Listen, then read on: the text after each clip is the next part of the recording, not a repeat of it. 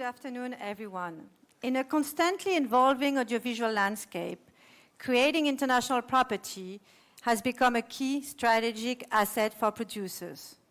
It's no longer just about narrative brands, but also building a sustainable and virtuous business ecosystem. This involves identifying the right talents capable of innovating at every stage of the process, and mastering IP as a fundamental pillar of strategy. Creating an IP is not only crafting narrative universe that will travel and allow for longevity of the show through many seasons and spin-offs, but also building an ecosystem that sustains this strategic creative mind. We have the pleasure today of having European producers that are working in business model where the notion of IP is not just a trendy word. The organization is built around the pillar of identifying, developing, producing, and diversifying their IP as a business model. Please, let me introduce you to Emilie Blezat, CEO from Swedish studio Dark Riviera, Emmanuelle Bouilhaguet, CEO for French studio The Original Group, Brendan Fitzgerald, CEO from Spanish Sequoia Studio, Nike Lee, Commercial Director of Drama and Comedy at BBC Studio UK, and Ronald Muehlfellner, Producer at German Bavaria Studio Germany. But before we start the discussion, thank you.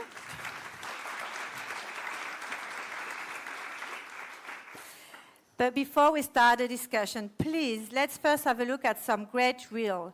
And we'll start with the Original Group. Emmanuelle, can you tell us a bit about what we're going to see? So hello, everyone.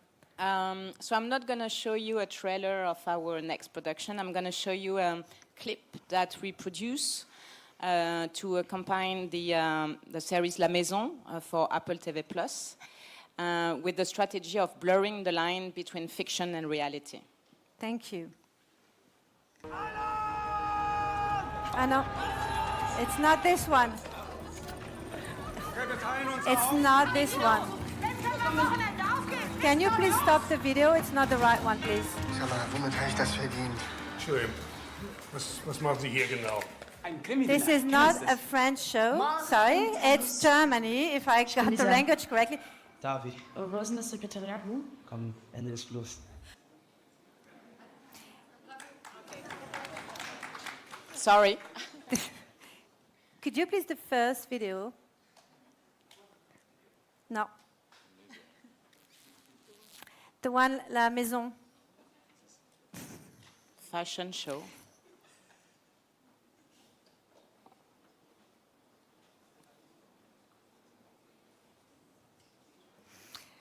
Okay, we were supposed to do each, so we hope there's no mix in the next promo. It's good? No? Still not? They want, exactly, Germany wants to be put first, that's why. I'm grateful. Yeah, otherwise we start with then Germany, if you... Do you want us to start with the... I think we should.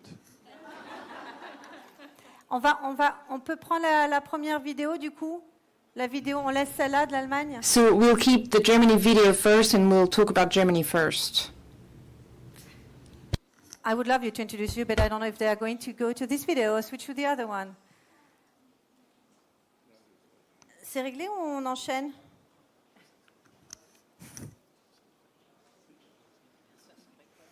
Suspense is rising. Exactly, so I know, like, I don't know what to, okay. Maybe, you know what, maybe, with the sound will be better. Thank you.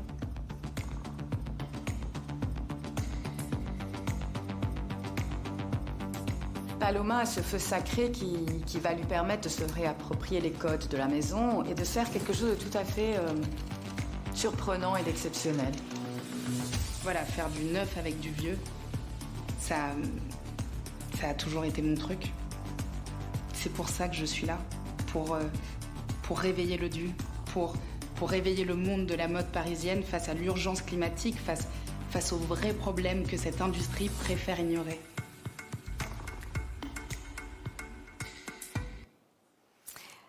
Thank you. Brandon, could you please just introduce the video? Hopefully it's yours, but let's see.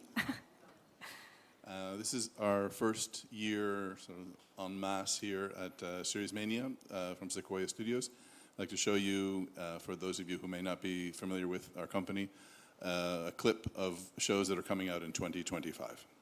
Thank you. Bienvenidos a su ceremonia de renacimiento.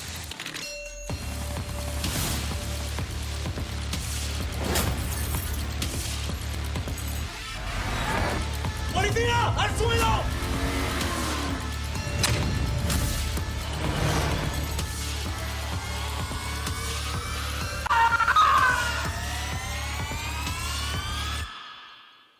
Thank you.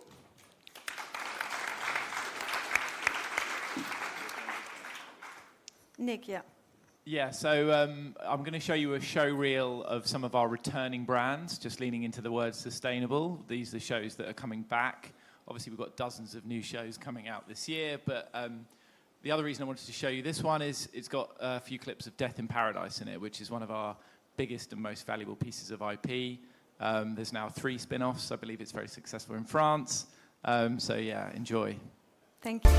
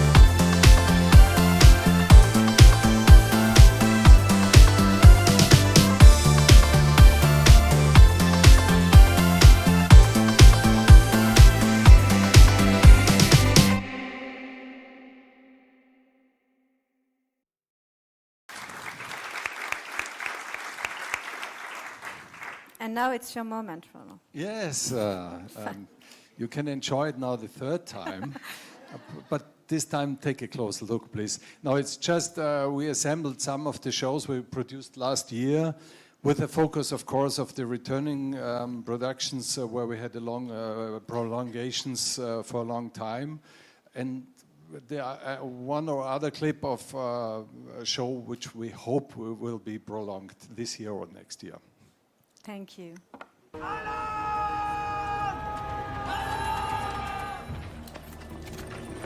Okay, wir teilen uns auf. Jetzt können wir am Wochenende aufgehen. Nächste Tage, los! Sag mal, womit habe ich das verdient? Schön. Was machen Sie hier genau? Ein Krimi-Dinner. Kennen Sie das? Mord unter Mystery. Ich bin Lisa. David. Wo ist denn das Sekretariat, Lou? Komm, Ende ist Schluss.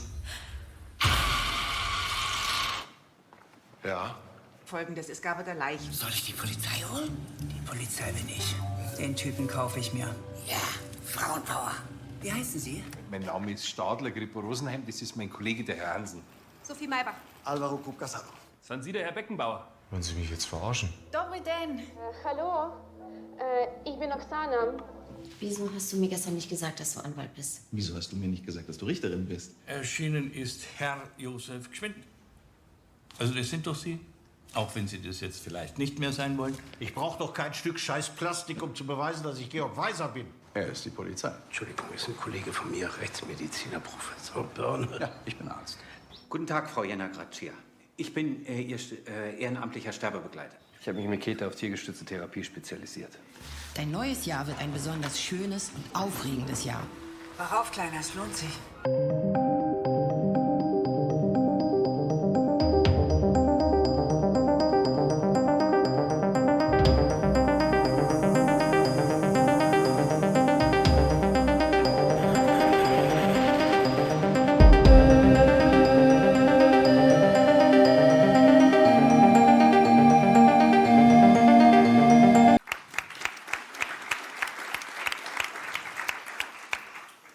So now that you've seen a glimpse of the slates, exactly, over one again, could you please present your structure, each of you, and just tell us how important the concept of IP and essential it is in your organization? And we'll start with ladies first. Emilie. Thank you. Hello, everyone. My company, so it's called Dark Riviera, based in Sweden. I think it's slightly different from you guys. Is basically the company was born 3 years ago, and it was born because I met with 3 men in Stockholm. One is Robert Backstrom, a video game producer. The second one is half French, half Belgium, called Sylvain Runberg, and is a graphic novel writer. He wrote 156 books and published 156 books. And the third person is David Dusha. He's half Hungarian, half Swedish, and he's a writer and showrunner of TV series. And me, so I'm French. I've been living in China for 7 years, and I've been a film producer. But all the film I produced, I was always mixing directors with all kind of people, like choreographers, war, photographer, everything. So we met by chance in Stockholm, and we realized we all create stories on the world, but in very, very different manner.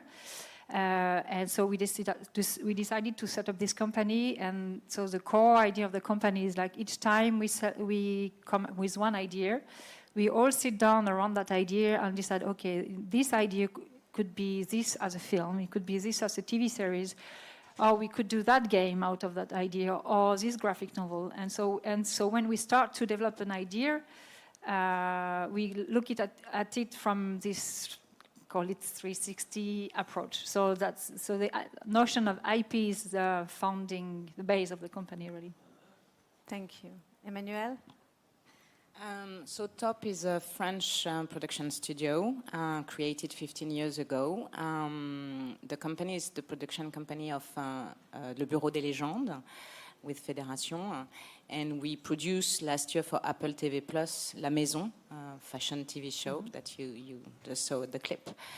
And actually we are, from the very beginning of each concept, we try to anticipate a 360 strategy for all our development in order to create a franchise based on original ideas and to think about how we could market a show, how we could diversify around the franchise in order to bring visibility and knowledge around the series. So that's something we try to input each time we are developing a series. Thank you. Go the line, Brendan. Sequoia Studios has always been very infrastructure heavy. We have 12 sound stages. We have a full VFX company, a post facility. We have the second biggest tool rental, equipment rental company in Spain, and we actually have a university on campus that only teaches production skills. So that has always been functioning very well. What we needed to do was to figure out how to generate varied and a high volume and a high quality of IP. And about 14 months ago, we started a strategy of setting up pods, and we've signed up about 10 pods between continental Europe, the UK, North and South America, consisting of one executive producer, a head of development, and a production coordinator. And we do this all on a first look basis so that we can generate 10 tracks of IP in parallel. Each independent group submitting their own projects, and we're funding them, and then we bring them into Spain to the extent that makes sense for the project to produce them there in Spain. Thank you. Nick? Yeah, so BBC Studios is obviously a big company, a studio, so maybe slightly different to the other panelists. We look after producers from within that studio. My role at BBC Studios is sort of twofold. I firstly look after the labels that we have ownership of. So as commercial director of Scripted, we've got a portfolio of 7 wholly owned UK production companies.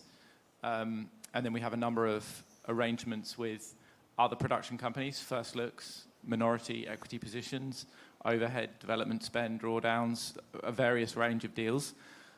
All of those are designed to generate IP for the group. The group obviously works, the currency of the group, the currency of our business is IP. And we have this huge structure. We've got our global distribution team working across co-pro and sales, partnering with local broadcasters.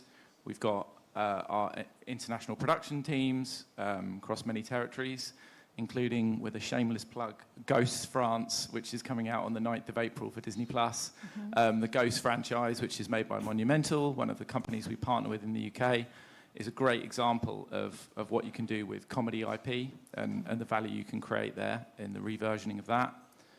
And then we also have our global distribution and channels business. We have BritBox in the US, obviously hungry for IP, looking for US subscription money. So the whole business is designed and built off of the success of those individual producers and the quality of their creative pipelines. And it's my job to, A, ensure those pipelines are healthy and invest in the right areas and back the right talent, but also to feed the distribution business, to make money, to reinvest. So, yeah, that's the model. Thank you. Ronald? You've got your own. It's much better. Yes, talking about sustainability, we exist since 104 years. So we have proven that we are sustainable. Let's see how the next 5 years go. We'll see.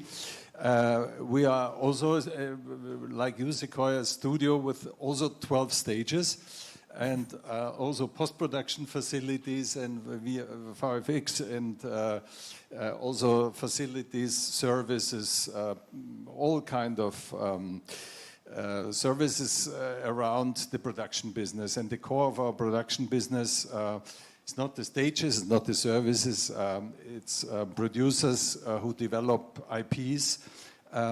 We are very much focused on the German language market. We have now founded Swiss studios in Switzerland. We have a company in Vienna, Satel Film, and we have companies in Munich, in Stuttgart, in Berlin, and in Cologne.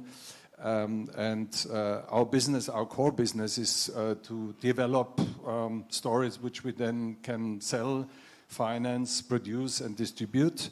And we have also a distribution arm, Bavaria Media, and the distribution takes also care of all the licensing and merchandising and music rights, etc. So it's a universe around the IP. The IP is in the center, and the IP has to be created by the producer. So if the producer don't create something, then there is nothing left. Yeah, so there's then no other 100 years.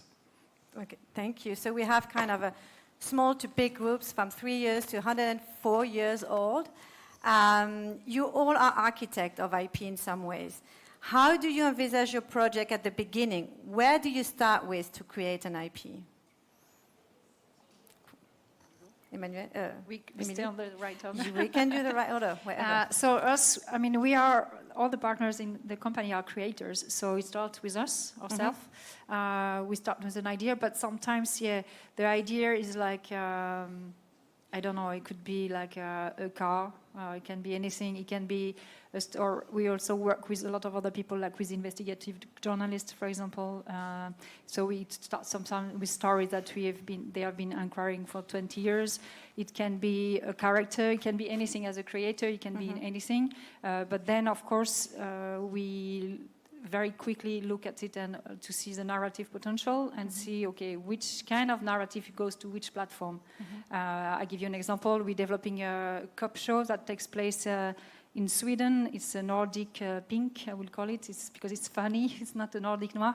And so the series is obvious. It's a cop show and things. And when we started to write the scripts, the Roberts looked at it and said, oh, in that script, in that scene, there is a car mechanic. And he was obsessed with this car mechanic. He said, oh, that could be a fantastic game. So he's developing a game which is in a car mechanic, taking place in the same setting as a TV series. But it's another story. It's just from a few characters, and he developed something else. And then we met with a musician. We wanted to make the music of the show. So he ended up touring with an album with the music. All over Sweden. So what I mean is like the idea at the start can be anything, but of course it's a creator, and then we all look at it from very different point of view. And like, for example, we started a game. I'll just show you because I just received it, and it was the first idea was a card game where you battle robots. So definitely a game idea, and it took a while to develop the lore of the game, what is behind the game, and so on. In the meantime, we wrote the stories, and as it's a big sci-fi, takes place in another world. Of course, we started with a graphic novel because it doesn't cost you more money to draw robots than to draw this room. If you would do it right away as a TV series, of course, you'll never manage to finance that because it's going to cost a lot of money. So from a card game idea, we developed this, and now we are negotiating to do an animation series out of the book. So, but yeah, every route is very different. Yeah, probably close to Emmanuelle in terms of. I will say that we start with an original idea and especially a writer.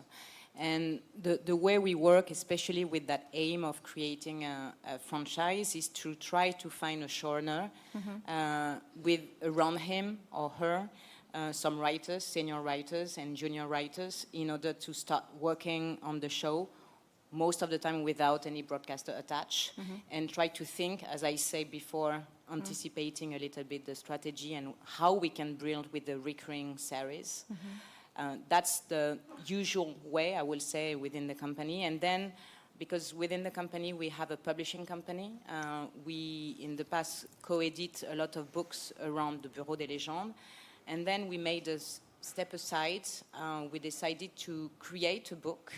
I mean, a few books, but one in particular called Les Mouettes, which is around the service action of the DGSE, sorry, it's in French, with the aim of adapting to audiovisual work. And actually the book was released last year on August. It's now a bestseller because it's over 10,000 books.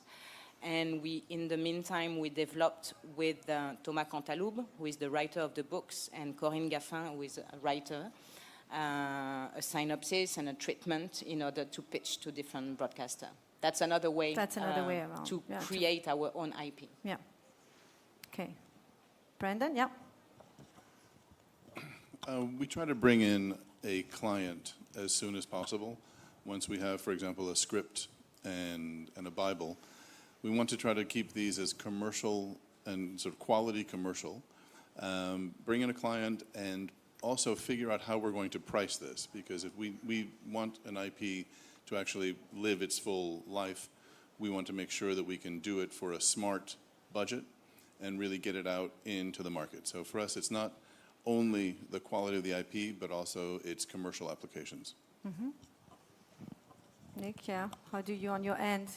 Yeah, so the IP comes from our producers. They're the experts in finding that, and that's their skill set in that, in identifying the talent that's going to produce the next generation and the new hits of the future, is ultimately what we're investing in.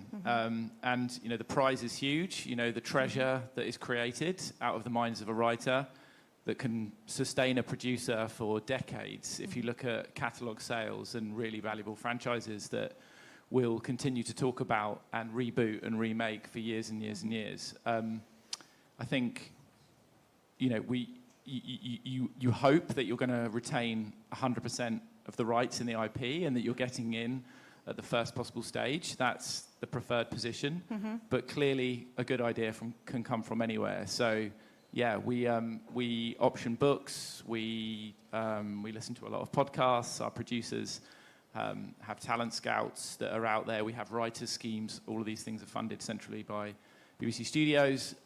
We actually have the biggest through audio. We have the biggest podcast house in Europe, which is an increasingly interesting source of IP for our group. But yeah, ultimately it boils down to talent, and it boils down to those writers and those ideas. And you know, I've had the privilege over the last 48 hours with a company that we've partnered with, Warp Films, who've just bought Reunion to Series Mania as part of the official selection. That's come from the minds of Billy Major, a new writer out of the UK. He's a deaf writer. This is a crime thriller with a deaf protagonist at the lead. It's a redemption crime story. It's unbelievably good. It's like a Western noir set in Northern England, and it looks beautiful. Hopefully it'll win. But yeah, and that's what's exciting. It's seeing that IP generated out of his mind onto screen, and where that will go from here. And that's what we're investing in.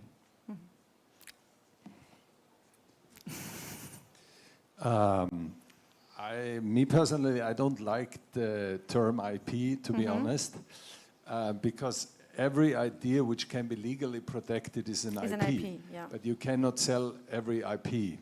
That would be nice, but it isn't the case.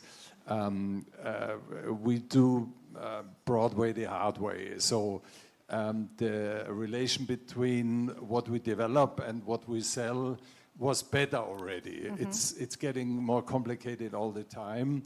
I would say three terms.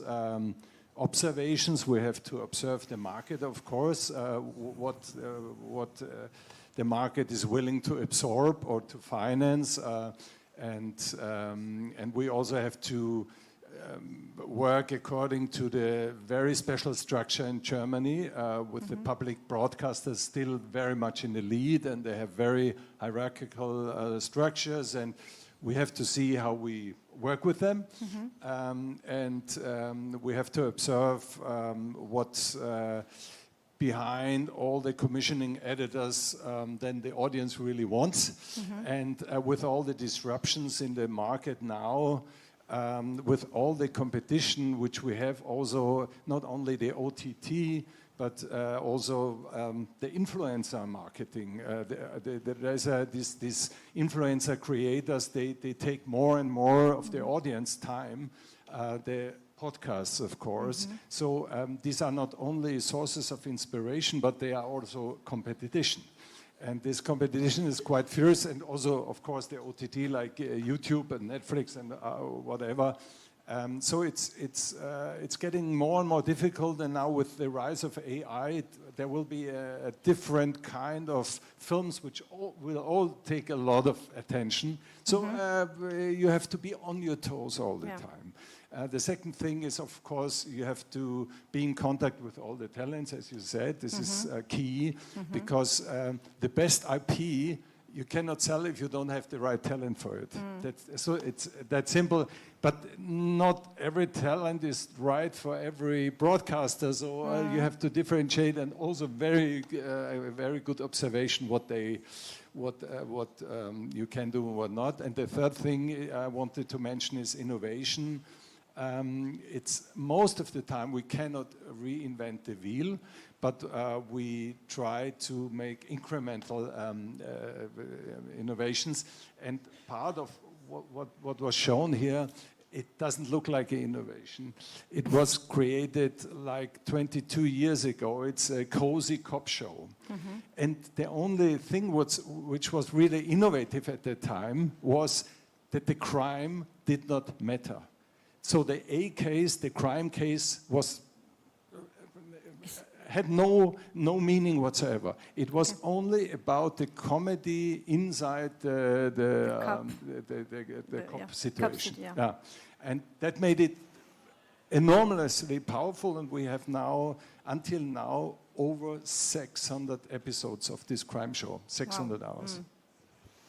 And you should go. No, sorry, I just have a comment, and sorry, it's not your question, but I'm referring to what Ronald just said.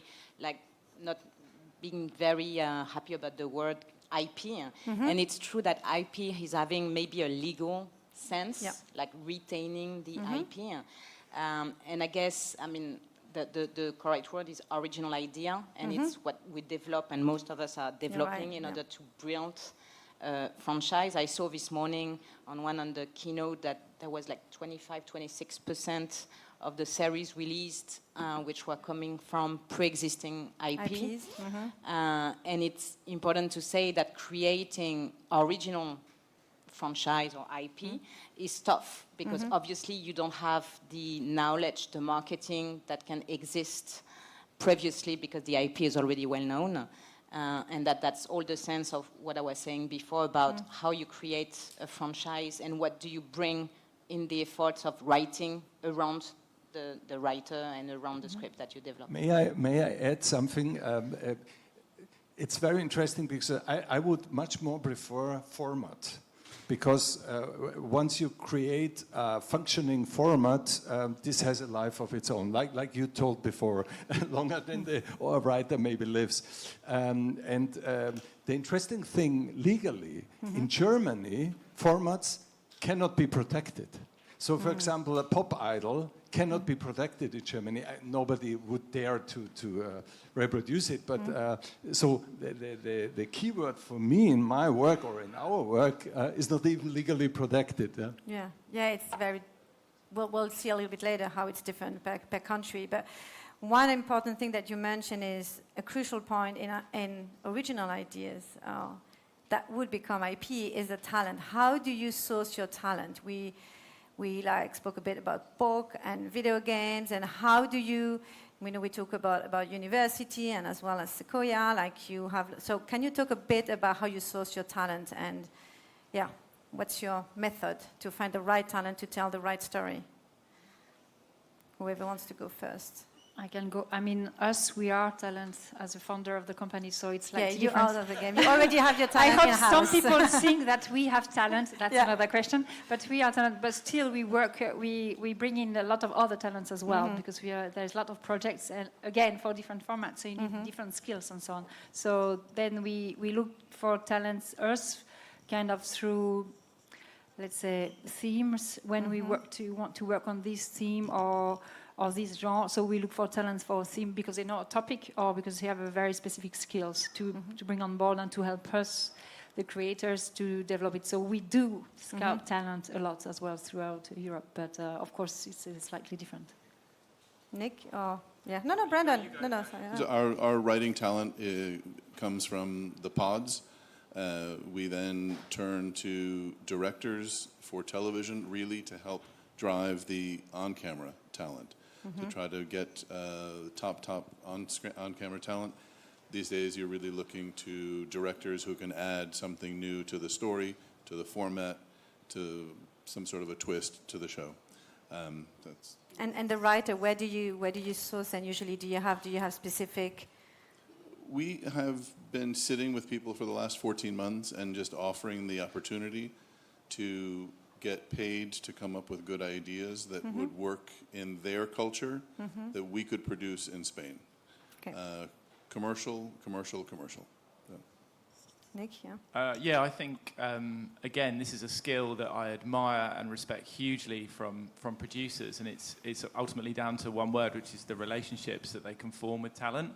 So identifying it is the first task, and then persuading that talent and nurturing that talent to create something that is commercially viable, that the market wants, that they're able to sell and pitch, is down to the skill of a producer, an executive producer, or the MD, CEO of one of our labels, for example. And that's how you bring the next generation of talent through, to search for those elusive new ideas rather than just reboots and reformats and things like that. It's that leap of faith that's required. We've got writers within the group that are sort of on the cusp of breaking out and to produce their best new work.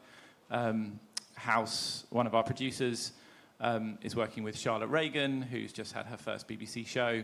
She's come from the indie film world. This is a show called Mint that has just gone into filming in Scotland, and it's a really distinctive authored piece. It's very, very early days, But that relationship is there because of House and the way that they've been tracking and nurturing that talent over years and years and years. Mm-hmm. We've got another show coming up called Wild Cherry, which will be a really big BBC show later this year. It's a huge world-building, salacious crime thriller, very aspirational, very glossy. It doesn't look like British drama as you know it. It's sort of an amplified, extreme version of British drama. Very, very compelling crime thriller, salacious crime thriller. That's coming from the mind of Nicole Leckie, completely original IP. And this Wild Cherry world that she's created will look distinctive, and that is the key, I think, to creating sustainable IP, is to turn the wheel and have something familiar, as you said, but to twist it and put an authored angle on it, and then you're creating something new. And that's, I agree with the comment about the phrase IP being a little bit demeaning to what it is, because it is ideas and it's people's years and years of people's hard work to create 2 letters. But if she's building this world, a world that viewers want to come in and return to and want to experience over and over again with distinctive characters, that is, I suppose, what you would describe, if you had to, IP.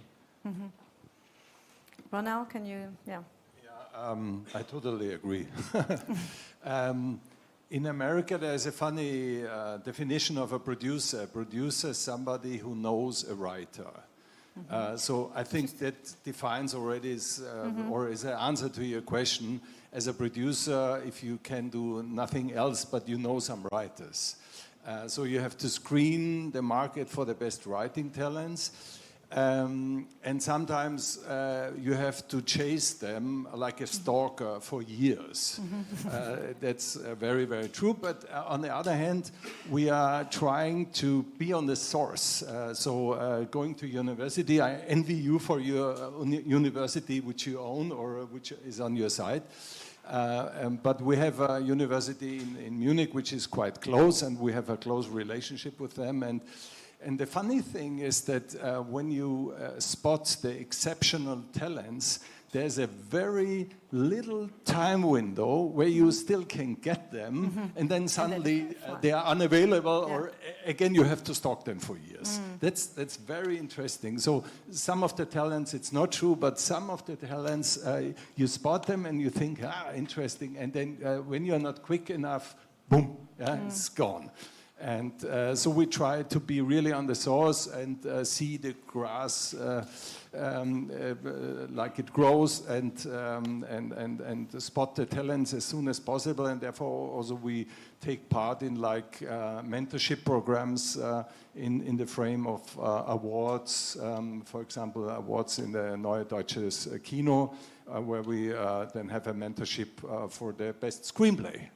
So, but it's one of the most time-consuming jobs to find the right talent and also to attract it, and as you said, to nurture it, etc.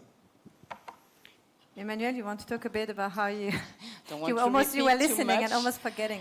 No, I will say there's different kind of possibilities. Sometimes the writer is coming and is bringing a project. I guess some of them likes the system that we have within Top, because when the company was created by Alex Berger and Eric Rochon is the creator, writer, and director of Le Bureau, des Légendes, and they put in place a system about showrunning, as you know, in the US, but at the time, 10 years ago, it wasn't really existing in France. So I guess there's some writer coming from that. And what we like as well to do is to find some new writers, as we did as an example with the new series we're producing right now for Arte, El Dorado. And there's a young writer, Tarek Wadi, who came to us and said, I have that show, amazing idea, and we really think it was a great possible show. And we partner him with Nassim Mehtar, a more experienced writer, and actually the duo worked very well, and now we have the series in production. So we like also to do that kind of partnership and discovery about new talent. So talent are clearly key to develop IPs, but finding the combination of the right partners from the very beginning is also crucial, and to make sure that it stays within the DNA of the original idea. So what's your strategic development, and how do you kind of look for the right, if there are right financial partners, when you kind of develop your IPs or original ideas? Go ahead, yeah. Got me. Yeah, I think you've got to be really careful in the partners that you choose. And then, you know, in the global market, you've got to find like-minded platforms and broadcasters that can agree on the vision of the talent, and are prepared to be brave and invest at a proportional level to their editorial input, and that are incentivized for the idea to work and perform in the same way. And, you know, as deals become more and more complicated, it's always worth asking the question, when you bring IP and bring other people in, possibly into an equity share position in that IP in the event of success, that their incentives are aligned with yours. And when I say yours, I mean us as a distribution group with the many interests that we have amongst the group and the value that we're intending to unlock in the long term through, you know, we will still want the right to be able to make local versions through our local producers in multiple territories. We'll want the right to retain catalogue sales. We'll want merchandising opportunities. You know, we want to, and actually I feel our role as a studio, and I'd be interested in other producers' perspective on this, is to back those producers and to be able to, you know, the skill is being able to identify the right idea to put your money behind. And if you put your money behind it at the earlier stage, then you retain the lion's share of the equity in the IP. And that's the model, and it's more important than ever to be brave under that model under these current market conditions. We usually start with the question, what do you mean when you say IP? Because everybody wants to keep the IP. Most people are confusing that concept.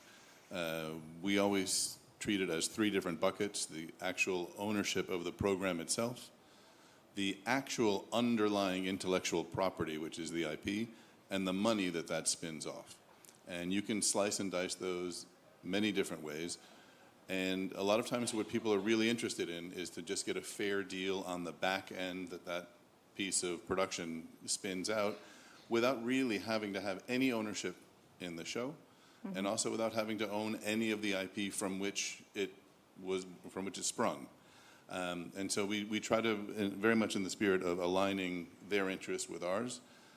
Contractually, we can say you are attached to any prequel, sequel, or spin-off. You get 25% of the back end after these conditions are met.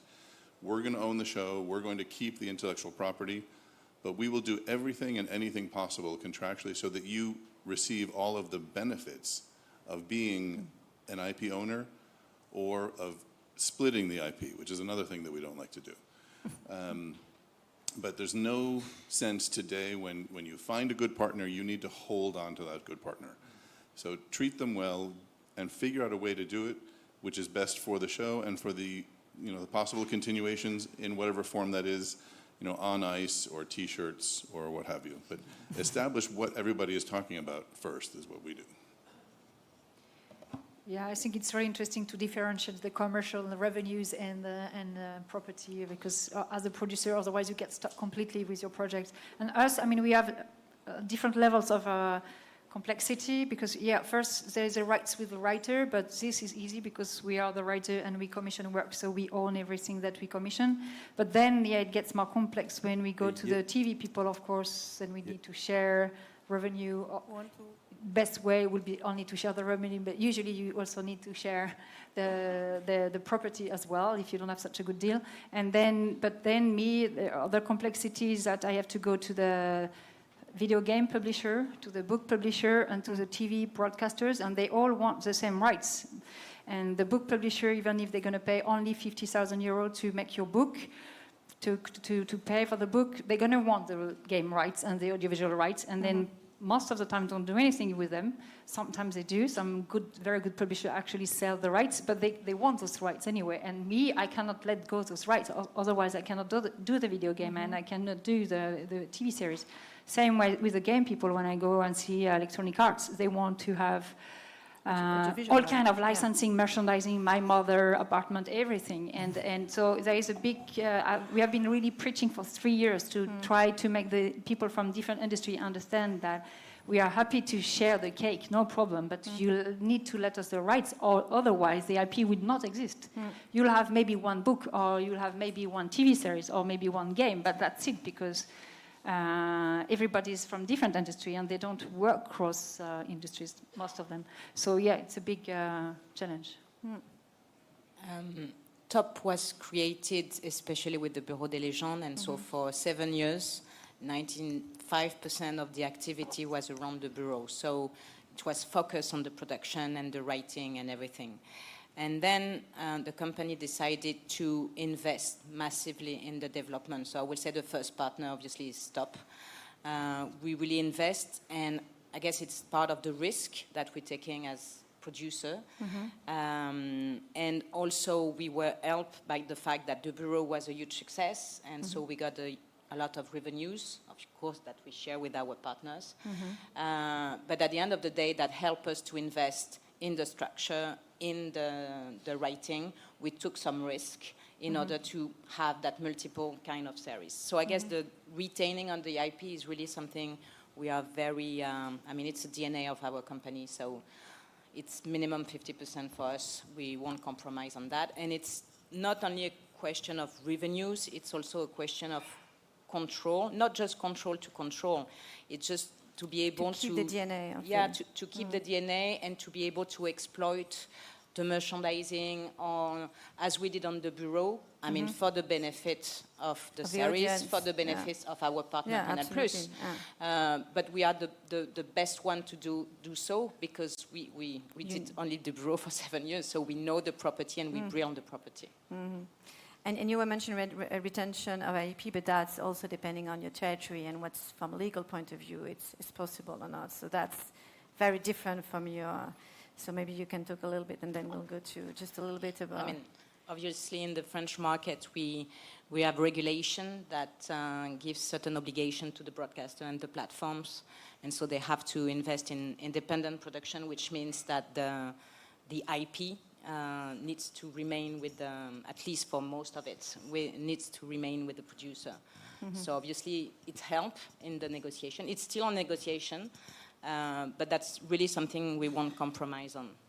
That's not the case in Germany. Every country has different rules. Yeah, exactly. So that's therefore, Germany is called broadcaster land, because it's totally dominated by the public broadcasters, which, by the way, are shareholders of our company, so they are wonderful.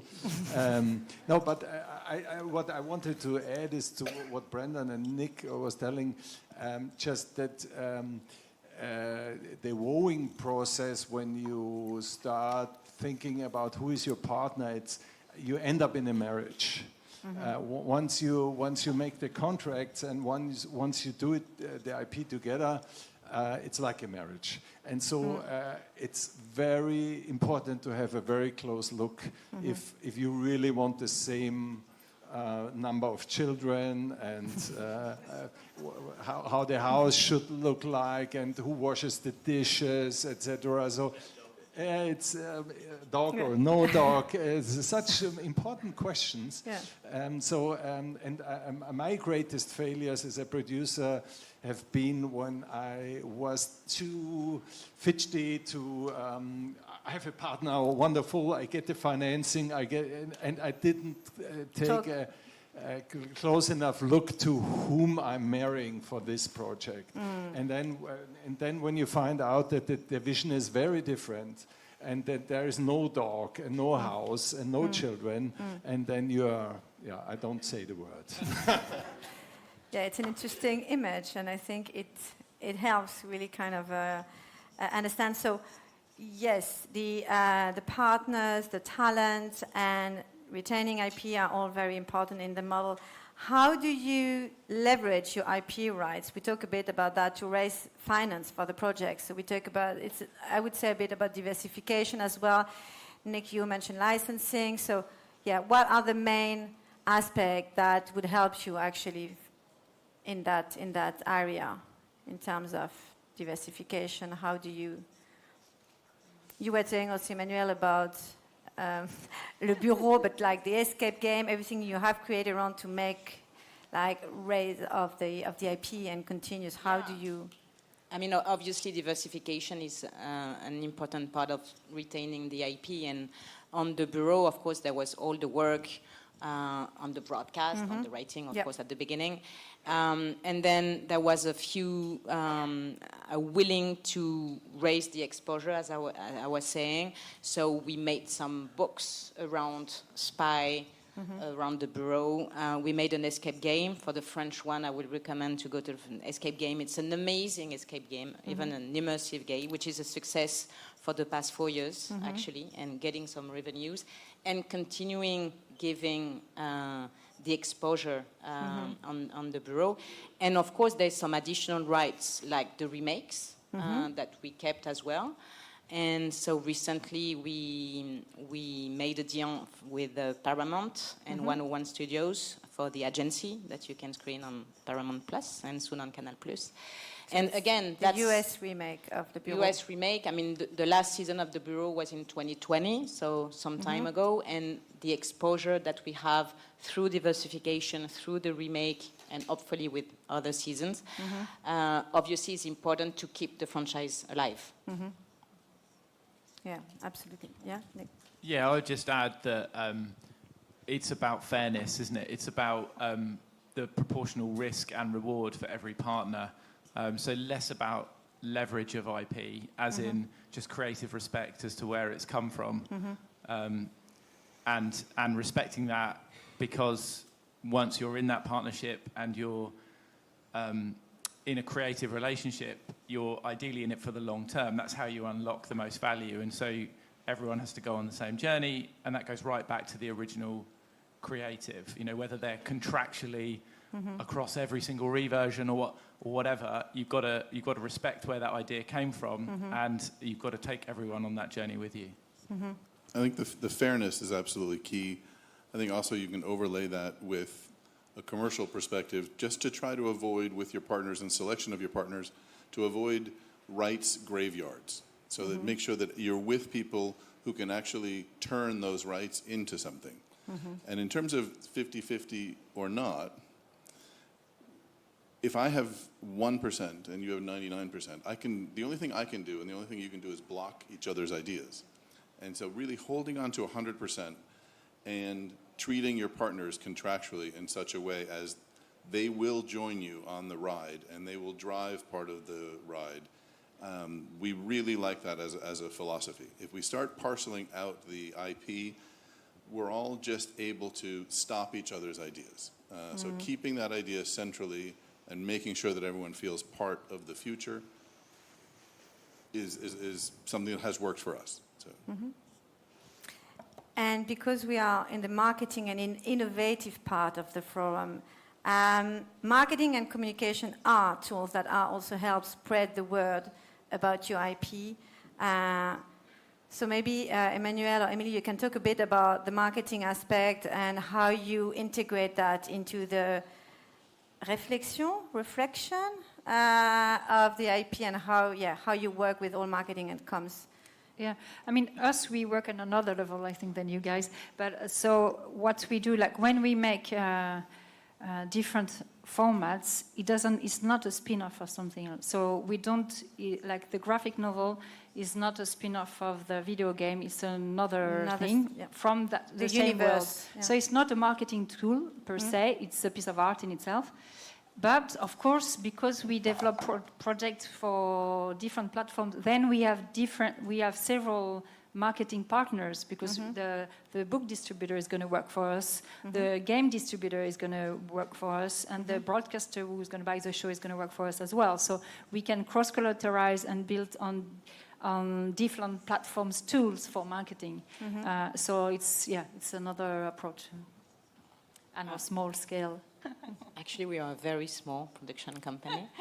But still, we decided to invest as well in the structure and having a team, one person, for the marketing and promotion. And this person is at the very beginning of the concept and talking with the writers, talking with the producers, and try to think from the very beginning how we can bring together the series and the concept. And starting, of course, with the logo and the visual and that kind of things, and the way we present the series to external partner. But all along the writing, as we did on La Maison, there was session every week, almost every week, between the marketing, the writer, the producer, and all the team, in order to think. La Maison, for us, one of the key points was blurring the line, so between reality and fiction, and it's the small clip that we presented before. And so obviously there's one part is how to introduce within the series and the script the realism, of course, of the fashion world. So there was a lot of work from the writers. And obviously how we can anticipate a marketing strategy to bring that. And so that everyone will think, Le Dieu, it's a great fashion. And actually, there's some wonderful bags, by the way, not on sale yet. And actually, that's why there was that we proposed to Apple to produce that small clip, because it was a way to build along the broadcast of the series on Apple Plus to have different items that could help in that strategy. So it's really something in our DNA, and we work that again from the very, very beginning. Yeah, we do that too. When we start making a concept for a show, immediately we start thinking about the marketing, because with all the noise and with all the cacophony of other media, it's the best IP is nothing if you cannot really promote it. And so already in the stage when we just think about the idea, how we structure it, the first story structure, but we already start thinking about, for example, actors, of course, or who can attract all these, social media platforms, because there is the music and it's all from America. There's no social media platform in Europe. That's a pity. And so we have to deal with all these Instagrams, etc. What is Instagrammable? We have to think about that. And now with all these influencers, they have more followers than some of the broadcasters have views. So you have to take them seriously. Yeah? And they are costly too. So you have to think about what kind of themes you have to put into that. And then you have also think about a community, of course. We try all our ongoing repeating shows, we try to have these social media communities, and have a lot of traffic there on Facebook, Instagram, etc., etc. So this is part of the game. So an IP is worthless without that, I have to say. And with consumers being so sophisticated these days, whatever we do has to be authentic and it has to be organic, because people see right through it otherwise. And I will add, as Ronald said, that the last matter, relating to promotion and marketing, is equally important than just the production. There is like 3,500 series per year. So how can you raise the attention to your series, especially if you are an original IP, so nobody knows about it. So it's very, very important to work ahead with, of course, our partner, the broadcaster or the platforms, to raise that visibility. Thank you. That's going to be the final word. Thank you so much.